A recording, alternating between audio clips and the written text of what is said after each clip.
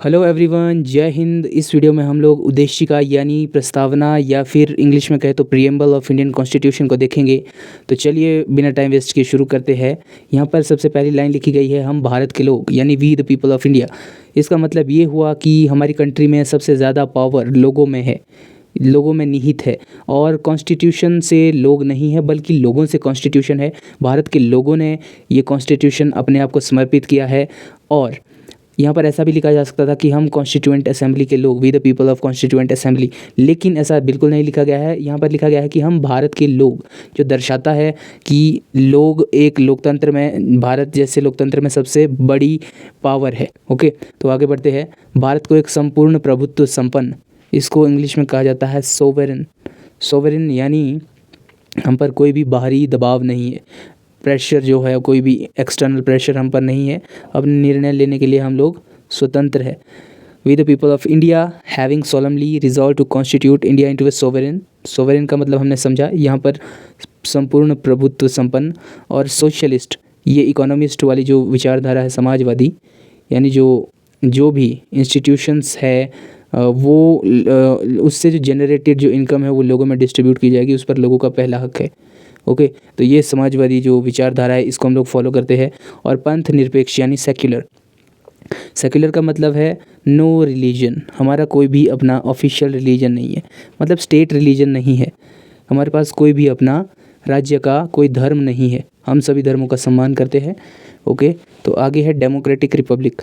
Democracy तो है ही, लोकतंत्र है, और गणराज्य है। रिपब्लिक मतलब गणराज्य। गणराज्य का मतलब ये होता है कि जिसमें जो देश का हेड होता है ना, स्टेट का हेड, जो कि प्रेसिडेंट है यहाँ पर, वो या फिर प्राइम मिनिस्टर है, वो हेरिडिटरी नहीं है, मतलब वंशानुगत ना होकर के उसको चुनावों द्वारा इलेक्ट किया जाता है by the people of India. And to secure all its citizens, और बनाने के लिए तथा इसके समस्त नागरिकों को। अब देखिए क्या क्या हमें छूट दी गई है। ये एक तरह से सार है हमारे कॉन्स्टिट्यूशन का, ये समरी है, ये जो प्रीएम्बल होता है। देखिए, सामाजिक, आर्थिक और राजनीतिक न्याय यानी justice. Which type of justice? Social, economical and political. सामाजिक स्वतंत्रता है, यानी समाज की जो भी स्वतंत्रता है वो हमारे पास है। हम कुछ भी कर सकते हैं, समाज में इधर उधर घूम सकते हैं, बातें कर सकते हैं, और घर कहीं पर भी बना सकते हैं। जो भी तमाम प्रकार की जो स्वतंत्रता है वो सामाजिक स्वतंत्रता है। आर्थिक यानी हम लोग किसी भी प्रकार का काम धंधा कर सकते हैं जो कि कानून के हिसाब से सही हो, है ना। और राजनीतिक न्याय, राजनीतिक न्याय के बारे में यहाँ पर बात की गई है। जस्टिस, न्याय, राजनीतिक यानी पॉलिटिकल, पॉलिटिकल जस्टिस। इसका मतलब ये हुआ कि जैसे सभी को पॉलिटिकल पावर दी गई है, कोई भी अपनी पार्टी फॉर्म कर सकता है, पावर में आ सकता है, या फिर वोट देने का जो अधिकार है वो इसके तहत आ जाता है। तो ये जो हमारे पास जो जस्टिस है ना, ये 3 प्रकार का हमारे पास प्रीएम्बल में दिया गया है, सोशल, इकोनॉमिकल एंड पॉलिटिकल। उसके बाद आ जाता है विचार, अभिव्यक्ति, विश्वास, धर्म और उपासना की स्वतंत्रता।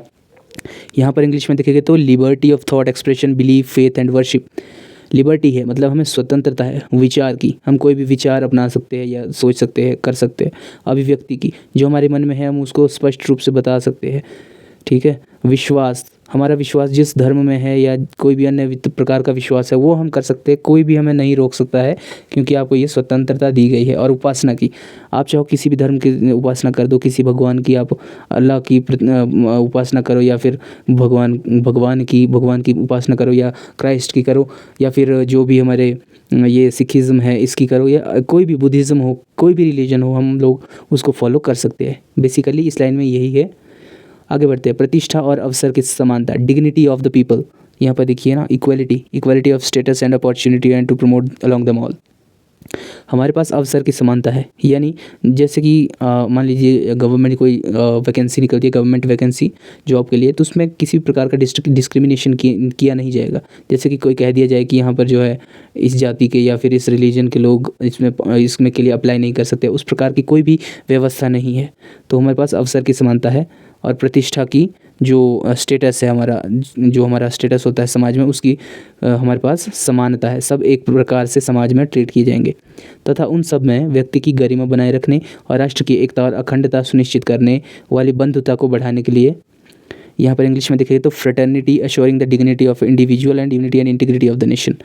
यहाँ पर देखिए तो आप ये देखिए, हम सब में गरिमा और राष्ट्र की एकता बनाए रखने के लिए और अखंडता बनाए रखने के लिए, राष्ट्र एक रहे, एकजुट रहे, अखंड रहे, है ना। अखंडता सुनिश्चित करने के लिए वाली बंधुता बढ़ाने के लिए दृढ़ संकल्प होकर अपनी संविधान सभा में आज 26 नवंबर 1949 को, देखिए 26 नवंबर को हमारा कॉन्स्टिट्यूशन बना था, हम पहले बात कर चुके हैं। यहाँ पर लिखा है मिति मार्गशीर्ष शुक्ला सप्तमी संवत 2006 विक्रमी। तो ये देखिए यहाँ पर ये जो संवत वाला जो कैलेंडर है उसकी तिथि भी यहाँ पर दी गई है ब्रैकेट में। को एतत् द्वारा इस संविधान को अंगीकृत, अधिनियमित और आत्मार्पित करते हैं। In our constituent assembly this 26th day of November 1949 do hereby adopt, enact and give to ourselves this constitution। बस यही पर यहाँ पर बात है। ये हमने जो पूरी प्रस्तावना है उसको पढ़ लिया, उसके सारे के सारे टर्मिनोलॉजी का पोस्ट मॉर्टम कर दिया। अब हम आगे बढ़ते हैं नेक्स्ट स्लाइड की तरफ और समझते हैं कि क्या कॉन्स्टिट्यूशन के बारे में जो भी है, हमारा अमेंडेबिलिटी के बारे में क्या क्या प्रोविजंस है, क्या कॉन्स्टिट्यूशन में ये जो हमारा प्रीएम्बल है ये कॉन्स्टिट्यूशन का पार्ट माना जाता है या नहीं, या फिर इसके बारे में जो भी कानूनी कार्रवाई हुई, जो भी केसेस हुए, उनको थोड़ा सा डिस्कस करते हैं। तो पहले तो डेफिनेशन देखिए, यहाँ पर प्रीएम्बल है क्या। प्रीएम्बल इज़ एन इंट्रोडक्टरी, ये एक ना इंट्रोडक्शन है, इंट्रोडक्टरी है, इंट्रोडक्शन वाला स्टेटमेंट है किसी डॉक्यूमेंट का। तो कॉन्स्टिट्यूशन अपने आप में एक डॉक्यूमेंट ही है लॉज का। तो और फिलॉसफी जो है, जैसे कि फॉर एग्जांपल हमारे पास सेक्युलर है, वो एक फ़िलॉसफी है हमारे कॉन्स्टिट्यूशन की, है ना। और जो भी ऑब्जेक्टिव्स है, जैसे फ़िलॉसफी का एक और एग्जांपल दूँ तो लिबर्टी है, डेमोक्रेटिक है, रिपब्लिक है, ये सारी फ़िलॉसफी को हम लोग अपने कॉन्स्टिट्यूशन में फॉलो करते हैं। तो वो एक तरह से समराइज़ करके हमारे प्रीएम्बल में लिखा गया है। It was inspired by preamble of constitution of USA. ये कॉन्स्टिट्यूशन ऑफ यूएसए से हम लोग जो है इसको बोरो किया है, जिसको हम अडॉप्शन कहा था, बोरो वर्ड यूज़ नहीं किया था हमने पिछली वीडियो में। तो ये अडॉप्ट किया है हमने यूएसए से, क्योंकि यूएसए के कॉन्स्टिट्यूशन के प्रीएम्बल में भी फर्स्ट लाइन यही है कि we the people of America, और साउथ अफ्रीका के कॉन्स्टिट्यूशन में भी यही है कि we the people of South Africa. In a constitution it represents the intention of its framers, of history behind in its creation and the core values and principles of the nation. ये दर्शाता है उन core values को जिस के आधार पर हमारे constitution framers ने कॉन्स्टिट्यूशन को बनाया। और मैंने बताया था कि 13 दिसंबर 1946 को पंडित जवाहरलाल नेहरू ने ऑब्जेक्टिव रेजोल्यूशन यानी उद्देशिका प्रस्तावना जो है कॉन्स्टिट्यूएंट असेंबली के सामने रखा था। उसमें जो भी प्रोविजंस थे उसी पर बेस्ड ये हमारी जो प्रीएम्बल है वो है, ठीक है, जो भी मेजर पॉइंट्स थे। तो आगे बढ़ते हैं। और ये अडॉप्ट की गई थी, ये जो हमारी कॉन्स्टिट्यूएंट जो ही हमारी कॉन्स्टिट्यूएंट असेंबली में ऑब्जेक्टिव रेजोल्यूशन रखा था ना पंडित जवाहरलाल नेहरू ने, उसको कॉन्स्टिट्यूएंट असेंबली ने अडॉप्ट किया था 22 जनवरी 1947 को। N.A. पालखीवाला ने, ये एक ज्यूरिस्ट है और कॉन्स्टिट्यूशनल एक्सपर्ट है, इन्होंने प्रीएम्बल को identity card of the constitution बोला था, ध्यान रखिए। और कॉन्स्टिट्यूशन को संविधान की कुंजी भी कहा जाता है, संविधान की आत्मा भी कहा जाता है। अब बात करते हैं स्टेटस एंड अमेंडेबिलिटी की। क्या कॉन्स्टिट्यूशन को अमेंड किया जा सकता है, यानी इसको 368 आर्टिकल के तहत जो भी है इसको संशोधन किया जा सकता है, इसमें जो शब्द है उनको बदला जा सकता है, इस बारे में बात करते हैं। देखिए 1960 में एक केस हुआ था, Berubari versus Berubari union case. इसमें ये कहा गया था सुप्रीम कोर्ट के द्वारा कि can not be considered a part of the constitution. Supreme court ने कहा था कि preamble is not part of constitution, ठीक है, यहाँ पर पूरी तरह खारिज कर दिया गया था। फिर आता है एक और case, Kesavananda Bharati case versus state of Kerala case 1973 का। इसमें पहली बार 13 जजों की बेंच ने एक रिट पिटीशन को सुना और कहा कि प्रीएम्बल जो है कॉन्स्टिट्यूशन का, उसको कॉन्स्टिट्यूशन का पार्ट माना जाता है और इसको अमेंड किया जा सकता है। और it had that preamble could be amended under article 368, और कहा कि 368 आर्टिकल के तहत भी हमारा जो प्रीएम्बल है उसको अमेंड किया जा सकता है, यानी संशोधित किया जा सकता है, subject to the conditions no amendment is done to the basic structure of the constitution. Basic structure क्या होता है? बेसिक स्ट्रक्चर वो होता है जो कॉन्स्टिट्यूशन में बहुत ही इंपॉर्टेंट बातें हैं उनको अमेंड नहीं किया जा सकता, उनको कभी भी संशोधित नहीं किया जा सकता। तो सुप्रीम कोर्ट ने कहा कि जैसे कि फॉर एग्जांपल कोई कल को कह दे कि हम लोग फंडामेंटल राइट्स ख़त्म करने वाले हैं, तो वो तो फिर बिल्कुल डेमोक्रेसी के अगेंस्ट हुआ ना, इसलिए वो आ जाता है हमारे basic structure of the constitution में। तो जो भी इस तरह की बातें हैं जो basic structure of the constitution के अगेंस्ट जाए, उनको आप अमेंड नहीं कर सकते हो प्रीएम्बल में, हमारी प्रस्तावना में, लेकिन बाकी अन्य चीज़ें कर सकते हो आप अमेंडमेंट, उसका 368 आर्टिकल के तहत संशोधन कर सकते हो। तो चलिए आगे बढ़ते हैं यहाँ से नेक्स्ट स्लाइड पर। नेक्स्ट स्लाइड में लिखा गया है कि consequently the preamble was amended by 42nd amendment. ये बहुत इंपॉर्टेंट है। यहाँ पर देखिए कॉन्स्टिट्यूशन के जो प्रियम्बल है उसको अमेंड किया गया सबसे पहले 42वें संवैधानिक संशोधन 1976 के तहत। यहाँ पर इसमें जो सोशलिस्ट वर्ड हमने पढ़ा, सोशलिस्ट ये 1976 का जो 42nd अमेंडमेंट था उसके तहत जोड़ा गया था ये वाला सोशलिस्ट वर्ड। और सेक्युलर वर्ड जो हमारे कॉन्स्टिट्यूशन में है सेक्युलर, ये भी उसी टाइम पे जोड़ा गया था 42nd अमेंडमेंट में। ध्यान रखिए, 2 वर्ड मैंने आपको बता दिए। और तीसरा वर्ड था इंटीग्रिटी। पहले लिखा गया था unity of the nation constitution में, फिर बाद में यहाँ पर इंटीग्रिटी वर्ड जो है वो ऐड किया गया था, वो भी 42nd अमेंडमेंट में ही किया गया था, इंटीग्रिटी। ध्यान रखिए, इंटीग्रिटी ऑफ द नेशन ये वाला अभी जो वर्ड है वो भी 42nd अमेंडमेंट से ही जोड़ा गया था। तो ये तीनों वर्ड 42nd अमेंडमेंट से जोड़े गए थे।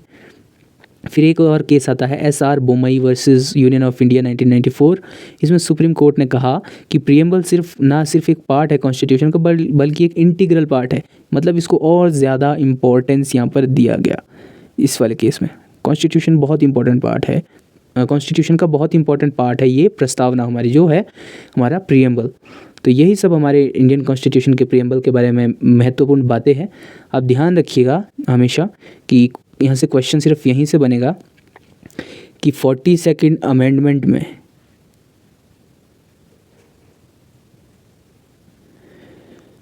कौन से वर्ड्स कॉन्स्टिट्यूशन में जोड़े गए। तो आपको लिखना है सोशलिस्ट, सेक्युलर और इंटीग्रिटी।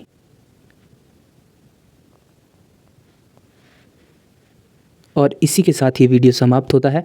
लास्ट वीडियो में हमने आपसे पूछा था कि कितने हमारे कॉन्स्टिट्यूशन में कितने स्केड्यूल्स है, यानी कितनी अनुसूचियाँ है। तो इसका सही उत्तर है 12। संविधान के शुरू में थी 8 अनुसूचियाँ, लेकिन बाद में कुछ और जोड़ी गई थी, तो अब है 12 अनुसूचियाँ। और इस वीडियो में हम आपसे क्वेश्चन करते हैं कि किस केस में सुप्रीम कोर्ट ने सबसे पहले माना कि प्रियम्बल इंडियन कॉन्स्टिट्यूशन का पार्ट है। तो ये था हमारे आज के इस वीडियो के बारे में। Thank you so much. मिलते हैं नेक्स्ट वीडियो में। आप इस क्वेश्चन का आंसर ज़रूर कमेंट बॉक्स में दीजिए। Thank you.